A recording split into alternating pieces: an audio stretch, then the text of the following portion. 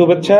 আপনাদের মাধ্যমে আমি ফরিদপুর 1 আসনের সম্মানিত সকল নাগরিকবৃন্দ এবং ভোটারবৃন্দ, বাংলাদেশ ও বহির্বিশ্বের সকল গণতন্ত্রকামী নাগরিকের দৃষ্টি আকর্ষণ করছি। আপনারা সবাই জানেন আমি ফরিদপুর 1 আসনে জাহাজ মার্কা প্রতীক নিয়ে স্বতন্ত্র প্রার্থী হিসেবে নির্বাচনের ময়দানে আছি। কিন্তু আমার সাথে দেশের প্রচলিত সংবিধান, আইন, গণপ্রতিনিধিত্ব আদেশ, আরপিও বিরোধী একটি সিদ্ধান্ত উচ্চ আদালতের মাধ্যমে আমার প্রার্থিতা স্থগিত করার একটি খবর আপনারা হয়তো শুনেছেন। আমিও আমার আইনজীবীর মাধ্যমে আমি শুনেছি। আমি একসময় আওয়ামী লীগের রাজনীতির সঙ্গে জড়িত ছিলাম। এই অভিযোগে উচ্চ আদালতে, হাইকোর্টে আমার বিরুদ্ধে, আমার প্রার্থিতার বিরুদ্ধে একটি রিট করা হয়। রিটকারী নিজেকে জুলাই যোদ্ধা হিসাবে দাবি করেন। তার নাম আপনারা ইতিমধ্যে সবাই জেনেছেন। এখানে আমার কাছে সেই কাগজ আছে, আমি সেটি জোনায়েদ হোসেন। জোনায়েদ হোসেনের দাবি ছিল আমি আওয়ামী লীগের সহযোগী সংগঠন কৃষক লীগের সহসভাপতি। তো এই দাবি আসলে মিথ্যা। আমি একসময় কৃষক লীগের সহসভাপতি ছিলাম। আমার কাছে কৃষক লীগের বর্তমান যে কেন্দ্রীয় কমিটি, সেই কমিটি এখানে আছে। আমি কিন্তু কোথাও কৃষক লীগের সহসভাপতি হিসাবে নেই। যাই হোক, যদি থেকেও থাকতাম, তারপরেও দেশের যে প্রচলিত আইন, সেই আইনে কোথাও বলা নেই যে কেউ যদি কোনো একটি রাজনৈতিক সংগঠনের সদস্য হয়, বিশেষ করে সেই সংগঠন যদি নিষিদ্ধ হয়, তাহলে সে নির্বাচনে অংশ নিতে পারবে না। প্রথমত, আমি আওয়ামী লীগের প্রার্থী নই। দ্বিতীয়ত, আওয়ামী লীগের যে নির্বাচনী প্রতীক নৌকা মার্কা, আমি সেই নৌকা মার্কারও প্রার্থী নই। নির্বাচন কমিশন আমাকে যখন বৈধ প্রার্থী হিসাবে ঘোষণা করে, রিটার্নিং অফিসার যখন আমাকে প্রতীক বরাদ্দ দেন, আমি যখন নির্বাচনের মাঠে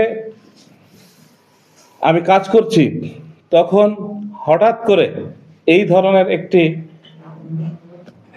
আদালতের মাধ্যমে, বিশেষ করে উচ্চ আদালত, আপিল বিভাগ, তাদের মাধ্যমে এই সিদ্ধান্ত, আমি মনে করি এটি আমার যে গণতান্ত্রিক অধিকার, মৌলিক অধিকার, সংবিধান সম্মত অধিকার, গণপ্রতিনিধিত্ব আদেশে আমাকে দেওয়া যে অধিকার, সেই অধিকার বিরোধী একটি আদেশ হয়েছে। দেশের স্বাধীনতা বিরোধী, মুক্তিযুদ্ধ বিরোধী শক্তিকে এর মাধ্যমে সুবিধা দেওয়ার একটা চেষ্টা আছে। তো আমি প্রথমেই আমার সম্মানিত ভোটারবৃন্দকে আমি আহ্বান জানাবো, যারা পেছনের দরজা দিয়ে আমাকে নির্বাচনী ময়দান থেকে সরাতে চায়, তারা যেন কোনোভাবেই এর ফায়দা নিতে না পারে। আপনারা সজাগ থাকবেন। এখনো আইনি লড়াই চলছে। দুঃখের বিষয়, আপিল বিভাগ যে আদেশ দিয়েছেন, ঋণ খেলাপি দ্বৈত নাগরিক তারা পর্যন্ত নির্বাচনে অংশ নেওয়ার সুযোগ পাচ্ছে। আইনত সেই সুযোগ দেওয়ার কথা নয়। আর আমি ঋণ খেলাপি নই, দ্বৈত নাগরিক নই।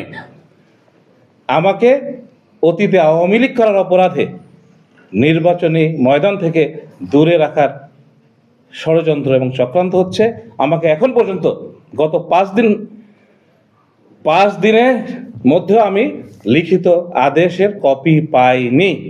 যেখানে অন্য প্রার্থীরা উচ্চ আদালত থেকে দিনে দিনে আদেশের কপি পাচ্ছেন, সেখানে আমি কেন কপি পেলাম না? আমি জাতির কাছে এবং সারা বিশ্বের কাছে এই প্রশ্ন রাখছি।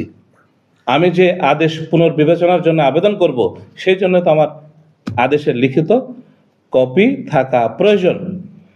তো আমি আশা করব আপিল বিভাগ স্বতঃপ্রণোদিত হয়ে আমার প্রার্থিতা ফেরত দেবে, এবং এটি যদি না দেয়, আমি মনে করি ফরিদপুর 1 আসনের যে নির্বাচন, এটি শুধু প্রশ্নবিদ্ধ হয়ে থাকবে না, বাংলাদেশের আগামী যে ত্রয়োদশ জাতীয় সংসদ নির্বাচন, এটি অবশ্যই প্রশ্নবিদ্ধ হয়ে থাকবে। এবং এর মাধ্যমে প্রমাণ হবে যে আগামী 12ই ফেব্রুয়ারি নির্বাচন একটি সাজানো পাতানো নির্বাচন। আমি আবারও ফরিদপুর 1 আসনের সম্মানিত ভোটারবৃন্দের কাছে আমি আবেদন রাখব, বিশেষ করে আমার যারা কর্মী, সমর্থক এবং ভোটার, কোনোভাবে যেন স্বাধীনতা বিরোধী শক্তি আমাকে এই যে নির্বাচনী ময়দান থেকে সরানোর মাধ্যমে ফায়দা নিতে না পারে।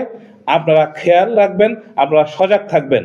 আমি সবসময় মুক্তিযুদ্ধের চেতনার পক্ষে, স্বাধীনতার পক্ষে।